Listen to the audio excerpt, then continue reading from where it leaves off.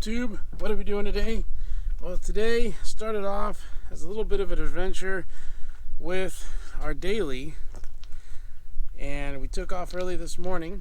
I coach high school rugby, San Antonio High School Rugby, and this morning we had a sevens tournament.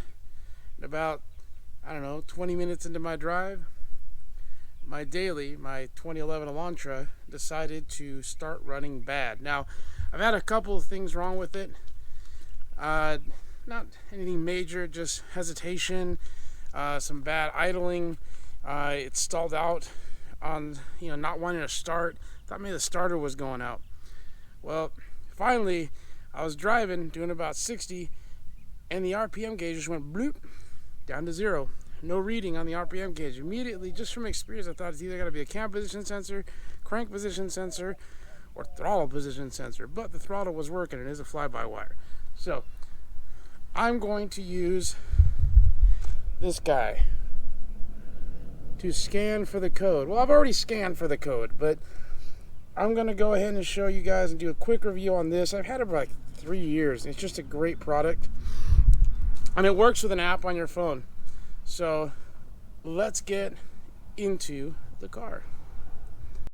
So we're going to use the scan tool I have. I got this on Amazon. I'm going to put a link to in the description below.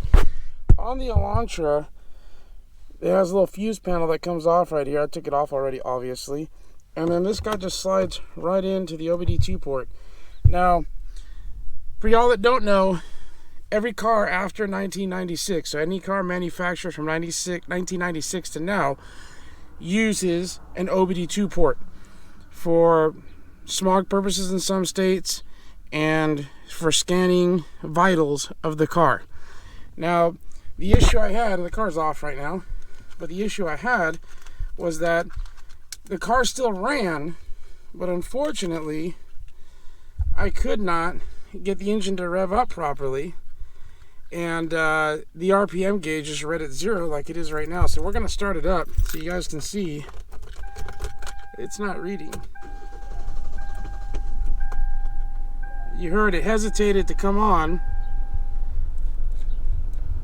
So, and the idle's a little bit rough. Turn the AC off, but the idle's still a little bit rough. And I'm going to rev it up. I'm going to show you because the cool thing is the app for that OBDII reader allows you to read the vitals. And for whatever reason, okay, the gauge, apparently the stock gauge runs off the crank position sensor. Now, I just had to run to the store. I had to do some grocery shopping. That doesn't wait up. It's been raining. Roads are dirty. I didn't walk and wash the Porsche. I know, blah blah, I'm bougie. No, I'm not.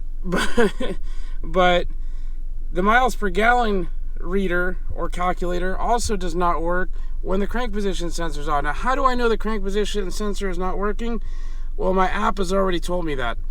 And I know the engine's running, but it's not running right. You can see when you accelerate, it's hesitating because it's missing the main sensor on the crank, which is the center of the engine. But you can see here, it's revving up.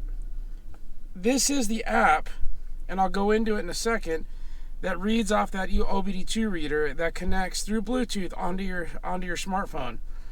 So it works really nice, shows you everything you need to know, all the vitals, the coolant, and you can actually modify these gauge readouts to read whatever you want as long as it's readable from the OBDII port for your car. Now, this is a great tool to have for DIYers or anybody because this car, as you can see, has got 157,000 miles on it, and it's just my daily.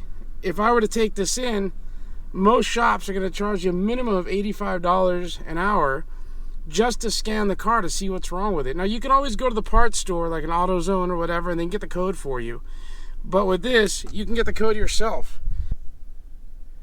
I'm going to go here to I'm going to go to the icon, to the settings icon, and then I'm going to go to fault codes. And then it's going to show logged fault codes. And it's going to scan it and it's thinking, and then bam, it tells me the fault code. P0335. And then it'll tell you what it is. Once you hit that icon or the screen, it'll tell you what it is. Crankshaft position sensor A circuit.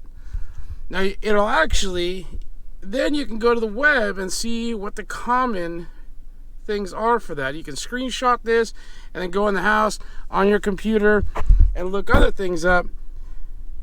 Changing this is not hard. We're gonna do that, and I'll show you how to do that. It's super quick on this particular car. But again, this tool is awesome. We love it. We paid, I think the app was $10. I think the scanner was, the reader was about $30, $40 in that range.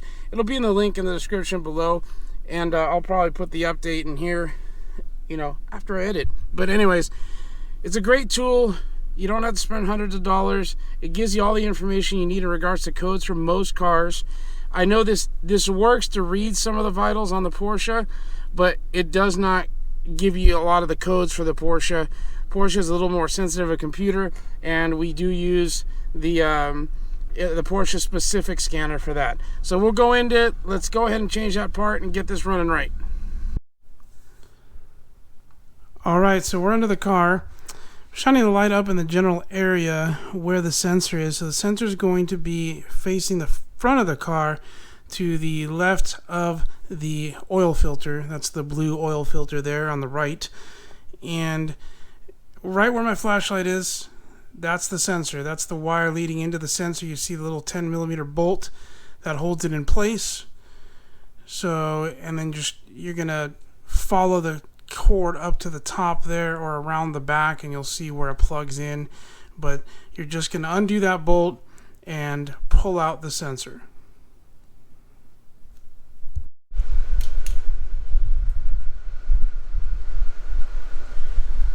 Alright, if you hear the fan in the back, I'm sorry, it's hot, it's Texas, and now it's not rainy, it's just hot.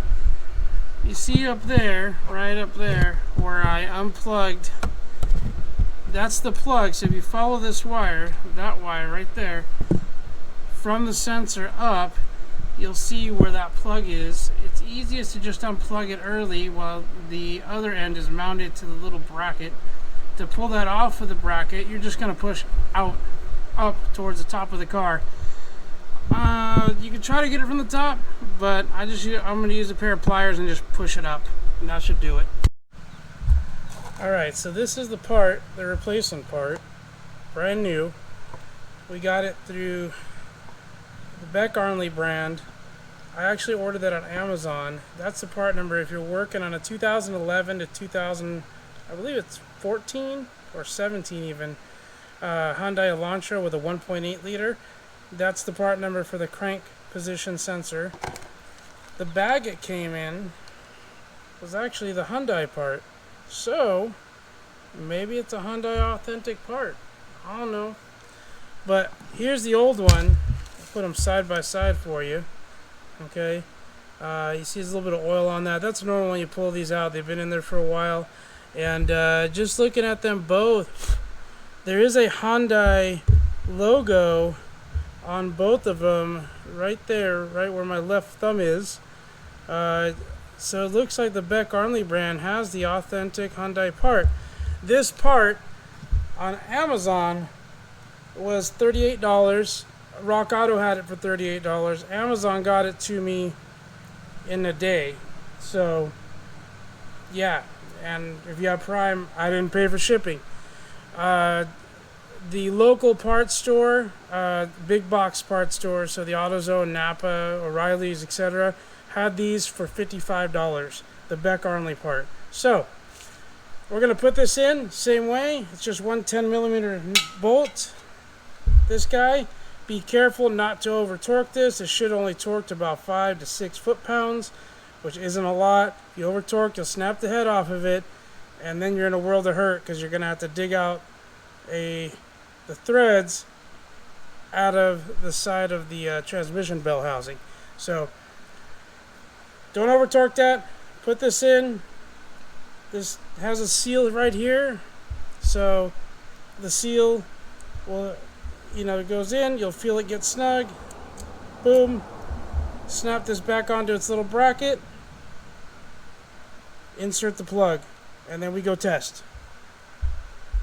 Okay, we are all done with the install. Let's turn it on. And bam! We got an RPM gauge again. And it's even reading my miles per gallon. Apparently I'm idling. You just saw it change. So my MPGs aren't very good. It sounds better. It's not stalling out. Yesterday the RPMs were under 700. They're sitting around 9. It's warming up still, so it'll probably settle down about 7 to 750, but they were under 700 before. Car's not warm yet, but we still got the check engine light on right there. So let's turn our music down, and let's go to settings. So we'll go to the settings, and then we'll go to fault codes. Nope, I don't want to add a display. I want to go to fault codes, and we are going to clear the fault codes. So just to be sure, let's actually show the logged fault codes one more time. So the car's cooled off, and there it is, same code, P0335. Okay, we'll close it. We'll go back to the settings. We'll go to fault codes. We'll go to clear fault codes, and we'll hit OK, and boom, check engine light is gone. So the little scan tool guy, it's awesome. It works really good. Link will be in the description. This is the app. This is what it looks like. These are the gauges I chose. You can use analog gauges. They got a bunch of cool different ones, and you can configure them however you want.